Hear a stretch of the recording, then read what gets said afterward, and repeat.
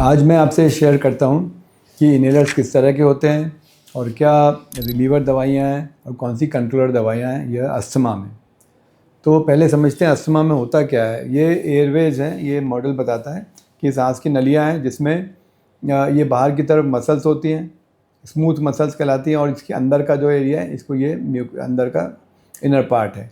अब इसमें जब अस्थमा होती है तो ये श्वास की मसल्स जो है ये कंस्ट्रिक्ट करती है, नैरो हो जाती हैं। जैसे यहाँ पर नैरो होने से इसका ल्यूमन छोटा हो जाता है।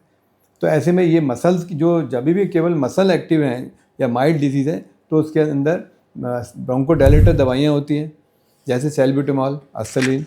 तो ये सांस की मसल्स को रिलैक्स कर देती हैं, तो रिलीफ मिल जाता है। तो इन मसल इस वाले एक्शन को कहते हैं रिलीवर दवाइयाँ, और इसी के इनहेलर को रिलीवर इनहेलर बोलते हैं, जिसमें कि मसल्स के कंस्ट्रिक्शन को पफ दे के कंट्रोल किया जाता है, और जैसे ही मसल्स खुलती हैं वैसे ही सांस में क्विक रिलीफ मिल जाता है। ये इंस्टेंटेनियसली काम करती हैं।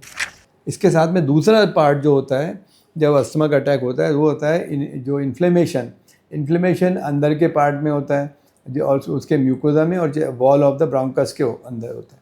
इसके कारण से जब स्वेलिंग आने लगती है तो ये एरिया स्वेल्ड हो जाता है और इसका ल्यूमन बहुत छोटा हो जाता है। जो नॉर्मल सांस की नली का ल्यूमन था और इसमें अटैक आने के बाद काफ़ी कम छोटा हो जाता है।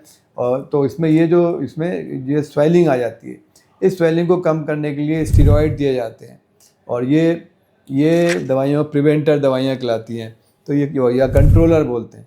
तो ये कंट्रोलर वाले इनहेलर हैं जो कि स्टेरॉइड को हैंडल करती हैं, जो कि कंस्ट्रिक्शन को, और ये मसल रिलैक्सेशन वाली रिलीवर हैं, जो इनको रिलीवर बोलते हैं या फिर रेस्क्यू इनहेलर बोलते हैं। इस तरह से दो तरह के इनहेलर्स होते हैं।